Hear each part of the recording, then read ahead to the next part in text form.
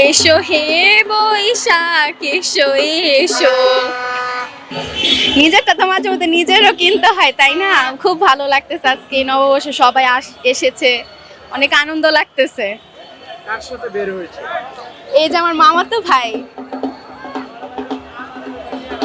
এই নববর্ষ, বাংলা নববর্ষ, বাংলা কোন মাসে অনুষ্ঠিত হয়? বৈশাখ মাসে। আমার কাছে এটা অনেক ভালো লাগে যে না, আমরা যে বর্ষটাকে একটু বরণ করে অন্যভাবে দেখি, পান্তা ইলিশ খেয়ে, এটা যে আমাদের যুগে যুগে চলে আসতেছে, মানে এটা একটা বাঙালিদের জন্য অন্যরকম আনন্দ। গত বছরের থেকে এই বছর আরো ভালো লাগতেছে। কি জন্য? এবার ঐতিহ্যটা অন্যরকম লাগতেছে, যেহেতু মানে মুসলিম হিসাবে আমরা অনেক বছর রমজান পার করেছি, সেই জায়গায় সে মানে মুসলিম হিসাবে যেহেতু অনেক বছর রোজা পার করেছি, সেই হিসাবে অনেক বছর পর রমজানটা ঈদটা পেয়েছি, মেলাটা ভাল লাগতেছে। এই তো আপনজনকে নিয়ে ঘুরবো ফিরবো, এই তো পয়লা বৈশাখ। বৈশাখ কি প্রত্যেকদিন আসা প্রয়োজন? না, একদিন আসলেই হয়। কেন?